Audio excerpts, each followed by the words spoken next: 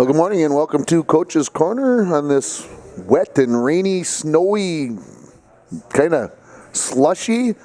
Slushy is a good word for it. Saturday morning, tough to make yourself get out of bed and do the things that you need to do. But I'll tell you what, it's better with a couple of wins, and we got those last night. And let's start at Sports Stadium, where the Bronco football team got their second win of the season as they defeated Evelyn Gilbert 22-6 at Sports Stadium.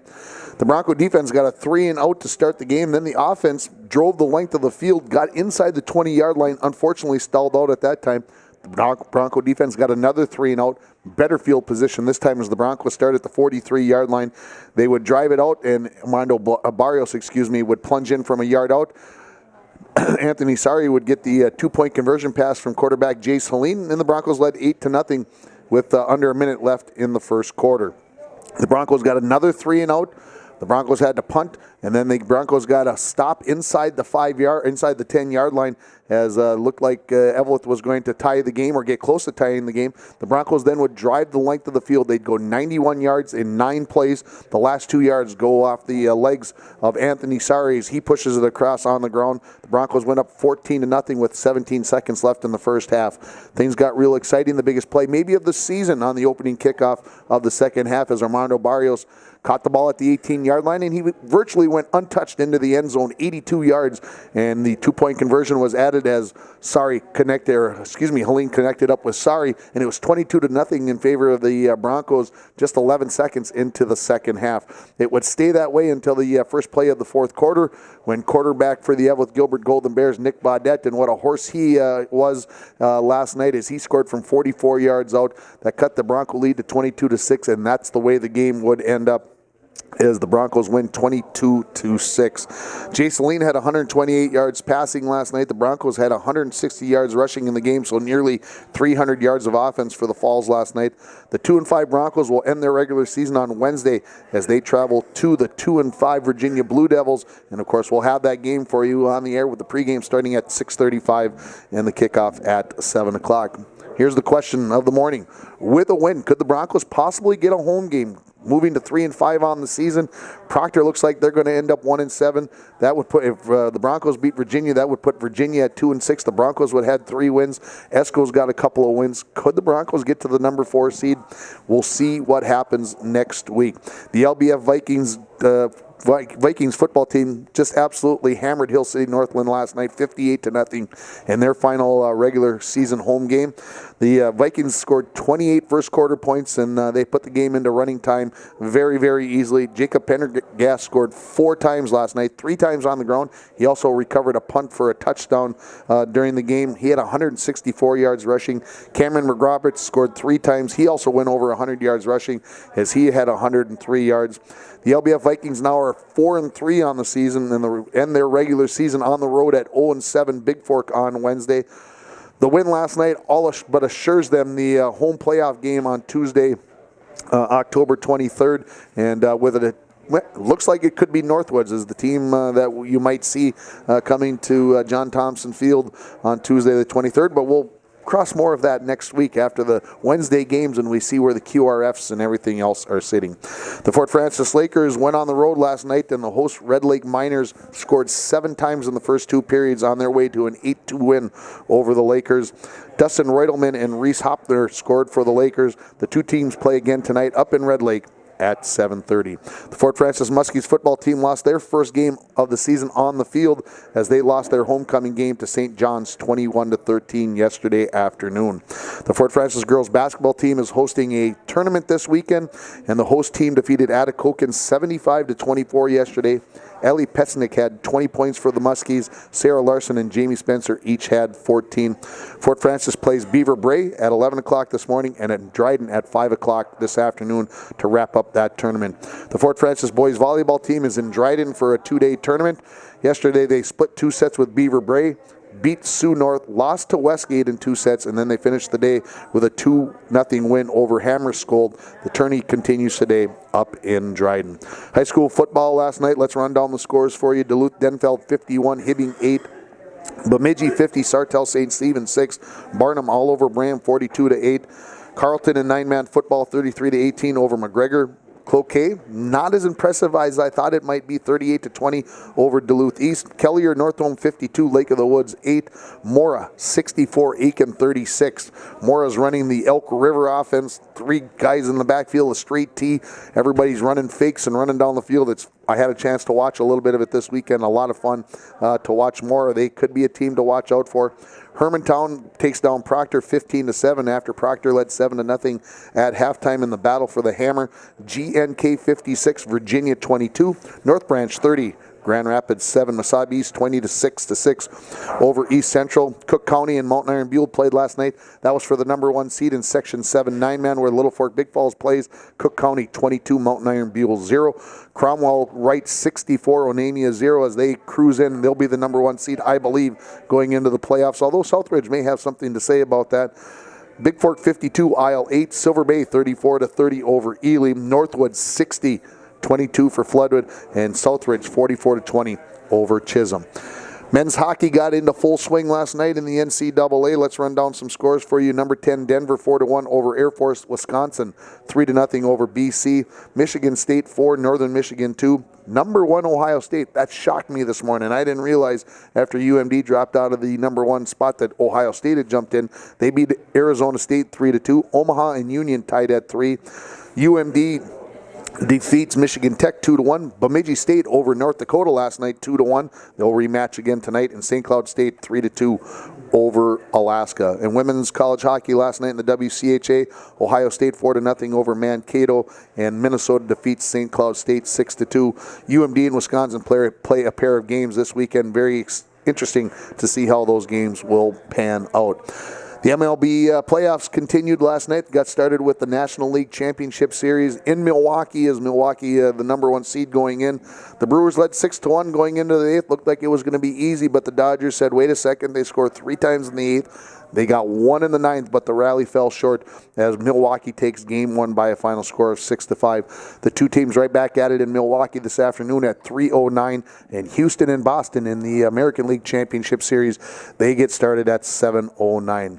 The number 3 Gopher volleyball team last night beat number 7 Illinois in 3 straight sets at home. The Gophers host Northwestern tonight. What's going on locally today? Well, I mentioned the Fort Francis girls basketball team hosting the tournament, the Fort Francis boys volleyball team up in Dryden, and the Lakers are in Red Lake. That's what's going on locally. Minnesota Wild looking to come off with that enthusiasm, the comeback win over Chicago on Thursday night. They play Carolina at 5 o'clock this afternoon. In the MLS, Minnesota United takes on Colorado at 1 o'clock. I'm sure at a chilly, cool TCF Bank Stadium. The Gopher football team, they're on the road. They're at Ohio State at 11 o'clock this morning. You can see that game on FS1. North Dakota State at Western Illinois at 6 o'clock. UMD has their homecoming game against Southwest Minnesota State at 1 o'clock. Bemidji State is at Upper Iowa at 2 o'clock. North Dakota hosts Montana at 1 o'clock. St. Cloud State is at Sioux Falls at 1 o'clock. Big game in Division 3 today as number 3 St. Thomas travels up the I-94 corridor up to Collegeville to take on number 7 St. John's. And don't think that former head coach John Glardy isn't going to be sitting up somewhere looking down at that game and giving a little extra to the Johnnies this weekend. This game goes off at 1 o'clock. It's a battle every time they play anyway, but with Gallardi's death this past weekend, I'm sure the Johnnies will be playing even more inspired football. In the big boys, the top 25 matchups today, number 2 Georgia is at number 13 LSU at 2:30, number 7 Washington at number 17 Oregon at 2:30, and then the battle of the Big Ten, Wisconsin, Bucky Badger, he's on the road at the Big House in Michigan. They are ranked number 12 in the nation. Yeah, I said it. I said at the Big House in Michigan. I'm getting the eyes from one of my future guests here in a moment. We'll talk about that. We'll see what she has to say about that. That game's at 6:30 tonight. Vikings host Arizona tomorrow afternoon. Kickoff is at noon. Pregame at 11 o'clock on K104. How about our former Broncos? Well, Sydney Raboyne with the North Dakota cross-country team. They have their home meet today. Lexi Erickson with the St. Scholastica cross-country team. They're in Oshkosh today. Nathan McRoberts and the Minnesota Crookston football team. They're at home against Winona at 1 o'clock. Maddie Filipiak had a busy week for Bemidji State. They played on Tuesday against Crookston. She had 6 kills in the 3-0 loss to Crookston. Last night they played number 4 in the nation, Concordia St. Paul. Lost in 3 sets as Maddie had a couple of kills and 3 blocks, and they are hosting Mankato today. Tia Goulet, Kiana Kittleson, Bianca Carlson, and Brittany Foss with the Rainy River Community College volleyball team. They beat Vermilion in 3 sets this past week. Lexi Edwards with Sacred Heart women's hockey team. Last Saturday they defeated Post 7-1. Last night lost to Maine 8-0, and they're at Maine again tonight. Abby Koshik and the Moorhead State swimming team, they get their season started as they are at the University of Mary for a 2 o'clock season opening meet. We're going to take a break, and we're going to come back, and we're going to talk girls swimming and diving. Very important that we get the and diving part in there. You're listening to Coach's Corner. Live from Hardy's on K104 and online at rjbroadcasting.com. Well, welcome back to Coach's Corner. Now you got no choice. Oh, Whitney, you gave it up at the final second. Somebody gets to wear the headphones this morning, and Whitney, just as we're going on the air, is deciding, no, I don't really want it. So anyway, we're joined by members of the girls swimming and diving team. Taylor Sears. Oh, yeah, I remember you. I'm kidding you. Jeez.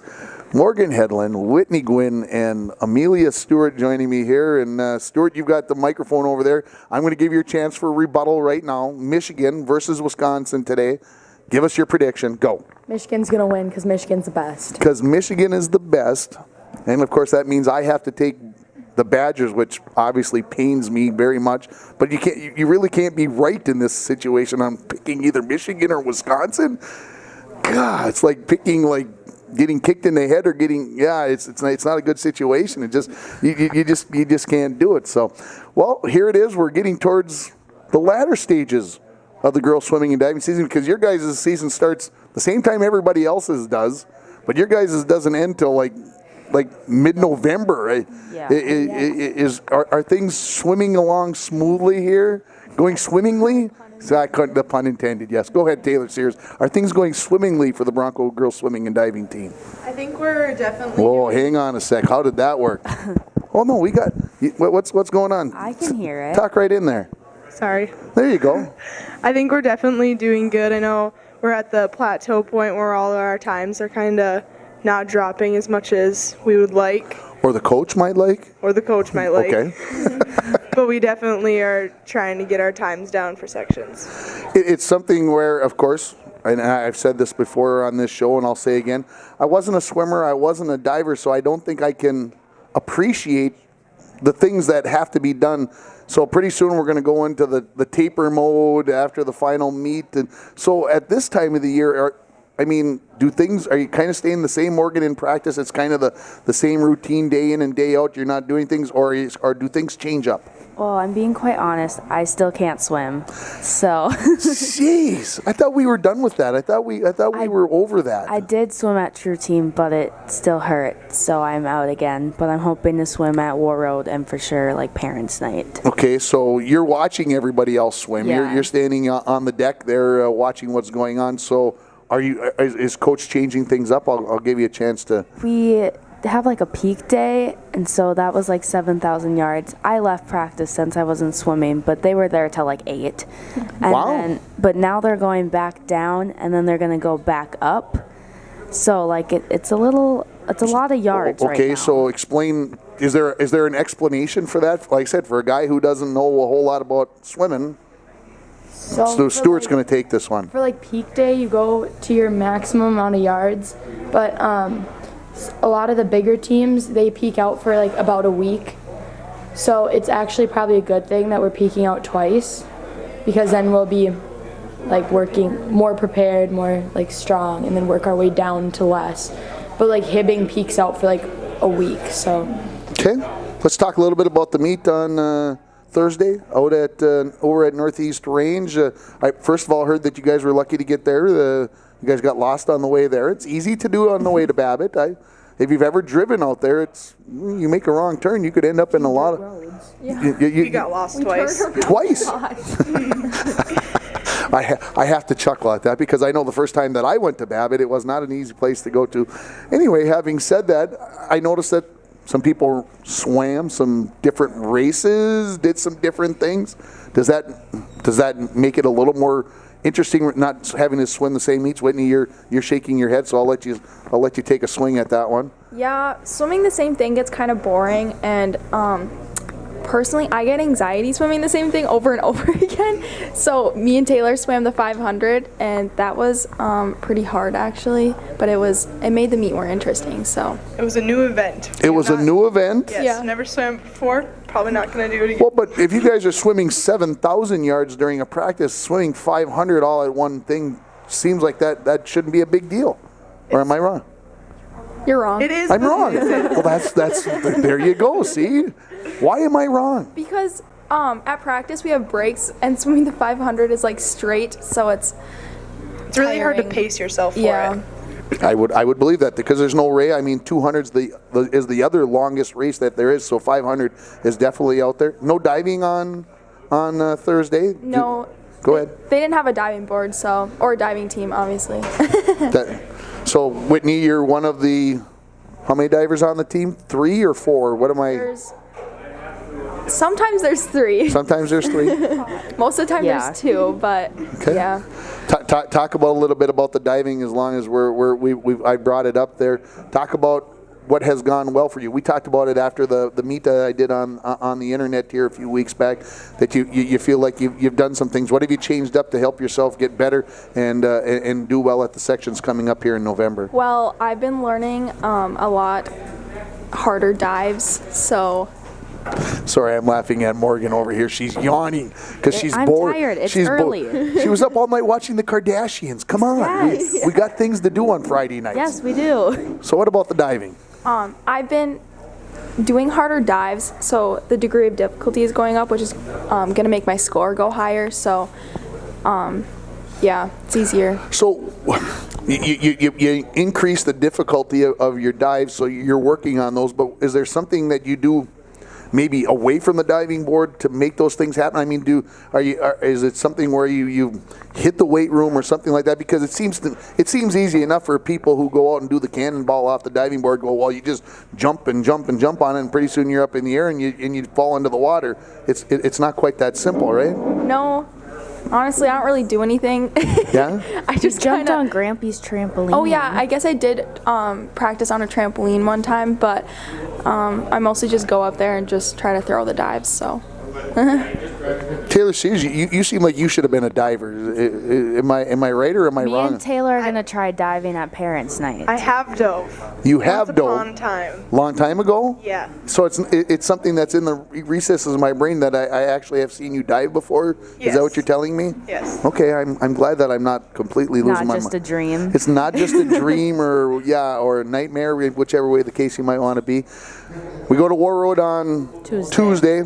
So it's not just War Road, it's War Road, Roseville, Greenbush, Riddle River, Badger, just about everybody over there. But it's mostly War Road. Is that a correct assessment? I mean, do you guys know? I think so. You think maybe? so? I think there's only a couple from the other schools. Okay. What do you guys expect, Taylor, on Tuesday against War Road? Are we going to get another dual win? Because you guys have had some success at the duels. I think you guys are 4-2 on the season now. Hopefully. Our goal is probably to get our best times and just see where we place. Is it something I always ask, and I know the answer? I think you guys have scouted War Road, right? I mean, you guys know what their time. Look at Stuart over there. I've been watching their times online, haven't you? Potentially. Potentially, it's not a bad thing to do that. So where's the competition? You're gonna be here. She's gonna be swimming in the 50 free and the 100 free again back on Tuesday at War Road. So what is the top 50 free girl from War Road, Badger, Greenbush, Roseau? What's her time? I'm not sure exactly what her time is, but I'm pretty sure she's not the slowest person, so I think she's pretty quick. So you must know about how you compare with her in times, right? It's going to be close. It's going to be close, everybody. There's the deal. Of course, Parents' Night coming up Thursday, the 25th. Yes. Yes, it is the 5th. The 26th is a Are you Friday. going to be there? Thursday. Yes, I should be able to be there. I think that I should be able to fit that into my schedule. I'm going to hold you accountable to that one. Fair enough. There's always those kinds of pressures in life that we have to take care of. You guys have already swam against Mesabi East. Is it swam or is it swum? Swam, I think. I don't Anyway. know. Ask Mrs. Hammers. We can't. You got her you got her text up. Text her up. I have her on Facebook Messenger. I have her on Facebook. She might be listening. We might get something from her. Anyway, you guys have already swam against Mesabi East. down in Aurora. You guys get them back. It's one of those teams that you guys always swim twice against. It's one of the few teams that you guys have 2 duels with during the season. Do you guys know the reason for that? Well, we used to be really big competitors with Mesabi. We used to be like just as good as them, and we had all of our really good people. But now that we graduated all of our really strong seniors like 2 years ago, we're not as competitive. Wait a minute now, aren't you guys the strong seniors? Isn't it? Yeah, Aren't you but guys stepping? we're not we lost Claire and like Emily. Abby Koscheck. We're not Claire and Emily Or that, yeah. It's one of those things. or Carol. And I know Mesabi East, when we went through our pool to do here, when we didn't have a pool, they were very gracious and all that stuff and everything. Oh, yeah. Yeah. Oh, yeah. No? Morgan's looking at me like, you're losing your mind. We've never been friends with Mesabi East. We never will be friends with Mesabi East. And don't you forget. Yes? I don't know. It's just a little surprising. They don't seem to like us. Well, they've been, I would say they maybe don't like you, but they are understanding that we need to be helping out with those kinds of things. Talk to me about, you guys are going to be old. You guys are going to be graduating now. The tiers, we can start later on. We don't need to do that. Talk to me about some younger swimmers that are coming up for this program that, go ahead. Shea Manassa. Shea Manassa. What does Shea Manassa do so well, Whitney? Everything. Backstroke. Everything. No, She's so backstroke. fast. She's very good at backstroke. She's a Pretty good at mermaid. freestyle too. Yeah. She's a mermaid. Didn't I see her diving a couple of weeks? No. No. That's a different Manassa. No. Yeah. That's a boy. That's Adrian. See? Always. Yeah. See, sometimes the brain goes the opposite way. So Shea Manassa, anybody else? Yeah, it might be a little partial, but Gracie Bowles. I wonder. Let's see. Oh, she's my cousin. That's what. Yeah, obviously. Of course, I get a little extra from JJ, and as she cheers for her nieces. You were going to say something, Sears. I can feel it. I was gonna say Haven Pellin and the Yeah. fly. Yeah. What? How good can these girls be as they move forward as they get older? How good can they? Haven only needs to drop 3 seconds, and then she's Like top state, 2. basically. Yeah, like top 2. So. And she's just a ninth. Ninth grader. Yeah, she's grader. a freshman. Okay, so that lots of time left for her to improve on that. Expectations going into the section meet coming up, I think November 8th and 10th. We're going to get a chance in 3 weeks because you guys already said you guys would come back and we'd talk early November on that show on November 3rd to kind of preview the sections. But as we sit right now, do you kind of feel like things are heading in the right direction, Taylor, as you guys get ready for that section meet? I think we're doing a lot of right things, getting ready for sections. I know at True Team, a lot of girls got some of their best times of the season, and that's a preview of sections. So. And I have to ask, because I don't know this off the top of my head, the True Team was in Duluth. Is the sections in Duluth as well? Yeah. That place is noisy. It is. I don't beautiful. I don't like it. It's so noisy, and I don't like things loud. You know that. It's beautiful. It is beautiful. And if you walk out into the lobby and you look across Lake Superior, it's even more beautiful or pretty. Ladies, thanks for being here this morning. We wish you guys best of luck coming up to work. Whitney, you made it through? Yeah. She made it. We're done. Thanks. Nothing happened crazy. Taylor Sears, Morgan Hedlund, Whitney Gwynn, and Amelia Stewart joining me here this morning. We'll take a break. We're going to come back and we're going to talk Bronco football. You're listening to Coach's Corner live from Hardee's on K104 and online at rjbroadcasting.com.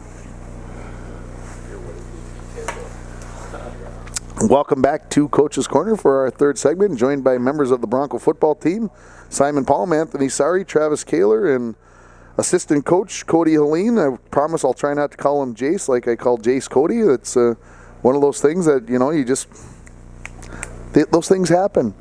Geez, a lot easier to get up in the morning and come to Hardee's early after a win, right, Anthony Sari?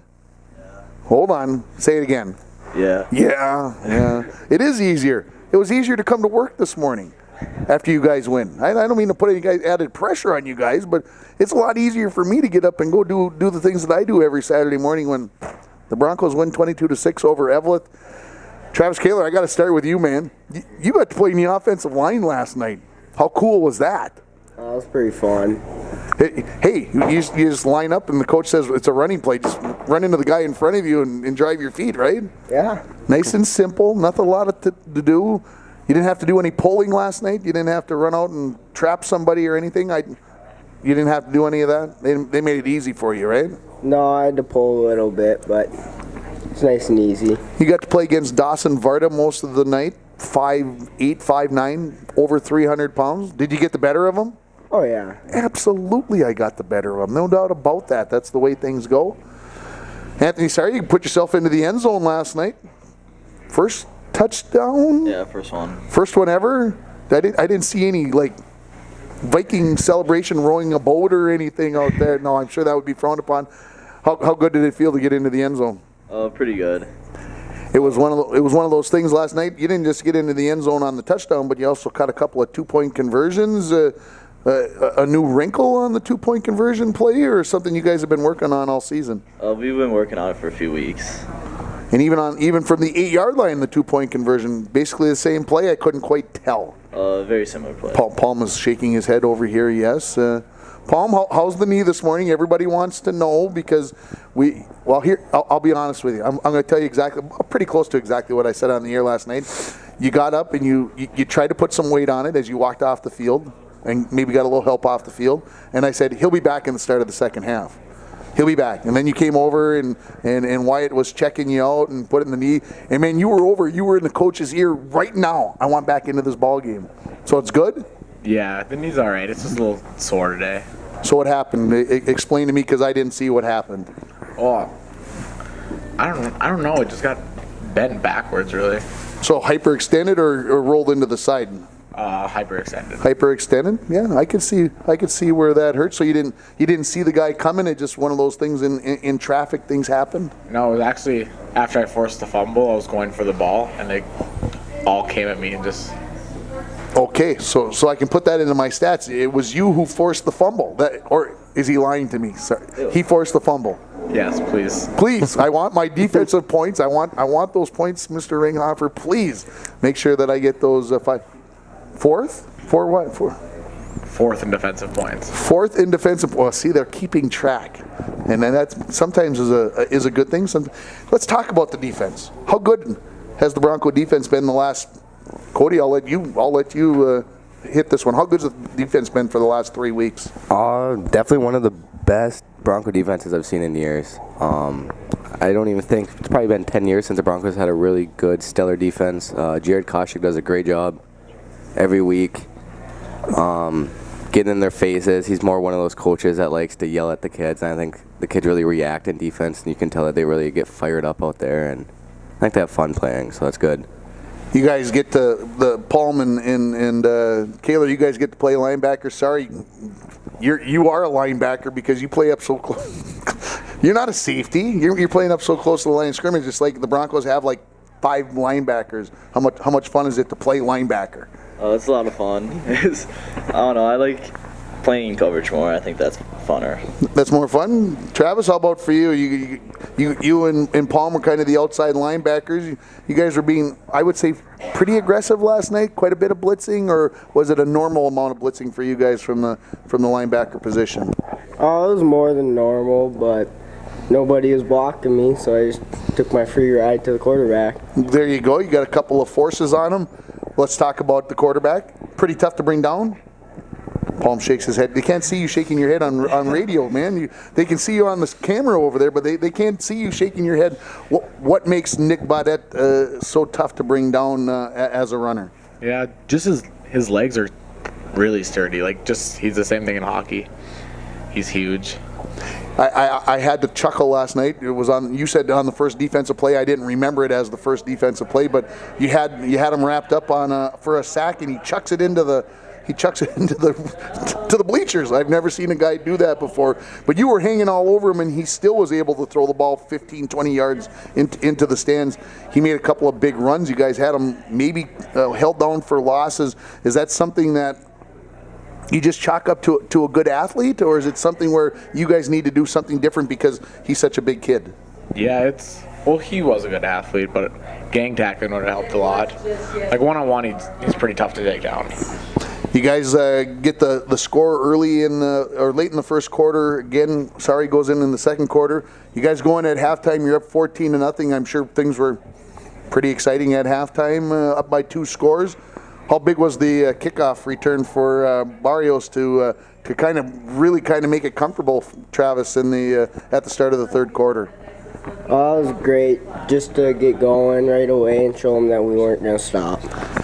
It seemed to me, and Cody, maybe you can address this, it just seemed like once we got it to 22-0, did they get a little comfortable? Because it seemed to me maybe they got a little comfortable, like, hey, we're up by 3 touchdowns. Did the coaching staff kind of have that same feel? I'm not trying to throw these guys under the bus, but it just seemed to me like maybe the edge came off a little bit. Yeah, I think the edge definitely came off a little bit. That was our first time being up by up against a decent team like that. So I think we just kind of let the edge go. Do you guys agree that maybe a little bit came off, Anthony? Yeah, I think we let up a little bit, but then we kind of picked it up later in the game. And I would agree with you. I think you guys did it. When you get up by 3 scores, I think 3 goals in hockey, anytime, you just have a natural kind of letdown because, well, you either got to, really try to step on the throat or you just ease up, and I think it's a natural reaction. Guys found a way. They get it to 22-6 early in the fourth quarter. They score on a long run off the legs of Baudette, and you guys found a way to finish it off. Is it something that you guys kind of got in the huddle after that touchdown, maybe on the sideline or maybe out on the field, and you guys kind of looked at each other and said, we need to finish this. We got to find a way to do it. And if so, who's that person that who's kind of the rah-rah guy? Who kind of gets everybody going? Definitely Koshik. Definitely Koshik. I agree with that. So it's not a player. It's the coach. There's no player in the huddle who kind of gets in the huddle and grabs everybody and says, maybe words we can't use on the radio. Let's get this thing going. Jared Wold's pretty vocal. Okay. He's pretty wild up there. He likes to get us going. He's got it. He early in the year wasn't playing on defense, but the last couple of weeks, he's one kid that I've noticed in the defensive line who's really made a difference. Is it just because of his motor, because of his attitude that makes him such a good defensive tackle? Yeah, he's perfect defensive tackle. Just mean, crazy, everything about it. Just what he wanted to be. I mean, that's exactly that. That's what you need to be. Let's talk about Virginia coming up here on Wednesday. Go on the road, final regular season game. Have you guys already been watching film? No film on Virginia yet? Not yet. Not yet. What do you know about Virginia? Oh, they got good passing game. Good passing game. Who's the quarterback? Oh, the test. See, I was looking for some help. Okay, and I should seem to be able to remember his name, and it's right here. It's not Bo Foy because he was the running quarterback. And is it Zupets? I think it's Zupets. Sorry, he shakes his head at me. Yep, so. I think you're right. So you guys know that they're going to throw the ball. So last night, maybe not so much a running game, so much of a passing game from Evelyn. So what do you guys do this week in practice? Because you always only get to practice Monday, Tuesday. What do you work on in practice to help yourselves get ready for the passing game for Virginia? I think a lot of coverage drills, pretty much. Just reading, passing around, getting good read steps. Outside linebackers, you guys maybe aren't in pass coverage quite as much as the secondary is, but you guys got to find a way. Did it surprise you last night? And I didn't see this on film when I watched Evelyn. They went 2 receivers each side, and then they motioned the guy out of the backfield. I would assume that you guys are sort of responsible for that guy. Did you find the adjustment easy to do, Simon? Yeah. Well, we worked on it all week in practice because they've ran it before. So pretty much, yeah, we would just follow him, and then if he goes past the inside guy, we take the inside guy then. Pretty simple, easy way to do it.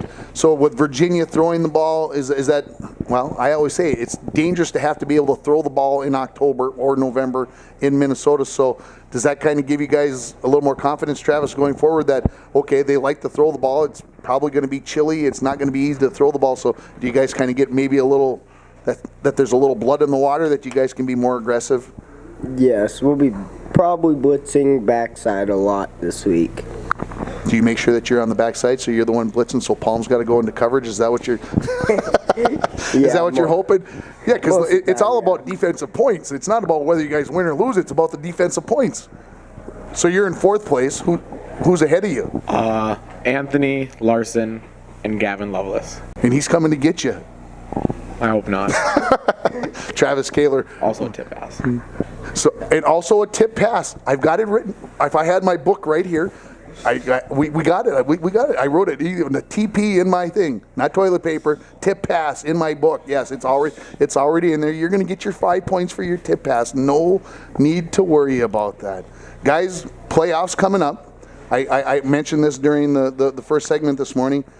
With a win on Wednesday, a chance maybe for a home game. If you guys can get far enough into the QRF, a chance to do that. Cody, I see you shaking your head over there. What would that mean for these kids to get a chance to have a home playoff game here coming up in a couple of Tuesdays? Well, I think it'd definitely be rewarding for them coming from the seasons they've had previously. All these kids have worked really hard, especially these three sitting next to me. They're good leaders. I was proud of them. They've worked their butts off for 3 to 4 years now, and I think their senior year getting a home playoff game would really help us out. You guys obviously are trying to win on Wednesday night, but does it put a little more pressure on Wednesday night's game, knowing that may even be a possibility? That does it put more pressure on it, or do you guys just kind of ignore that and say, we just need to go out and beat Virginia? Anthony? I think it makes us want to win more. Go out there, because I don't remember last time we had a home playoff game, so that'd be huge. My junior year. 2013, right? 2012. 2012. Man, you're getting old. Wow. Well, guys, congratulations on the win last night. Thanks for getting up this morning, coming in. Simon Palm, Anthony Sari, Travis Kaler, Cody Aleem, thanks for being here. We'll take a break. We'll come back and we'll wrap it up. Coach's Corner here, live from Hardy's on K104 and online at rjbroadcasting.com. Welcome back to Coach's Corner. Thanks to our guests this morning, the Bronco girls swimming and diving team and the Bronco football team, for joining me here as we wrap up this show. Of course, talking about what happened this past week and what's coming up in this coming week here in the middle of October. Let's go back to last Saturday. The Bronco volleyball team was at the ESCO tournament. They went 1-3 and took 6th place in the 8-team tournament. They lost to Superior, Southridge, and Proctor each in 2 sets, and they beat the host team ESCO in 2 sets. The Bronco bowling team was down in Hibbing last Saturday. They lost to Hibbing 3-2 in the first match. Then they defeated Virginia and Grand Rapids 3-2. They've got a home meet coming up here the last Saturday in October, right over here, just to the, what would that be? To the east, northeast here, to us here, as they'll have their home meet there. The Bronco girls swimming and diving team took 9th place at the Section True Team meet last Saturday in Duluth. Masabi East won the meet. Haven Pellin took 10th in the 200 free and 6th in the 100 fly. Amelia Stewart was 9th in the 100 free, and Whitney Gwynn was 7th in the 100 breaststroke. The Fort Francis Lakers last Saturday got a 5-0 shutout off the work of Matt Booth, as he recorded 24 saves in the shutout as Fort Francis beat Minnesota 5-0. Colton Bodnar, Mackenzie Flett, Reese Hopner, Dane Bateman, and Jake Clendenny each scored for the Lakers in that win. No action on Saturday. On Monday, the Indus volleyball team lost to Northholm Kellier in 3 sets. Rayanna Wolden had 2 ace serves and 3 set assists, while Anna Noyes had a couple of blocks. Isabel Kress had 3 kills. Rainy River volleyball team was down in Bemidji. They took on Oak Hills, and they lost in 3 sets. On Tuesday, the Bronco volleyball team was at home. They lost to Greenway in 3 sets, 25-9, 25-11, and 25-9.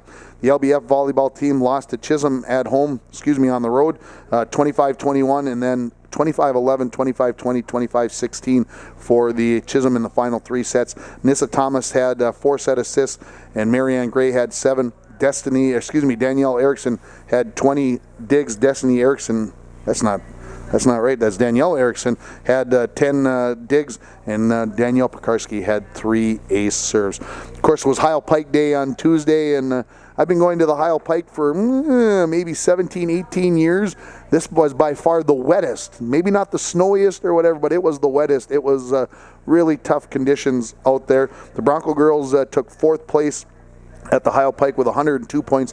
Masabi East led the way. They won with 59. Hibbing with 75. GNK with 88. Ryan Ford, another strong run. She takes 2nd place. Avery Savonin right behind her in 6th. And Bailey Herberg took 23rd.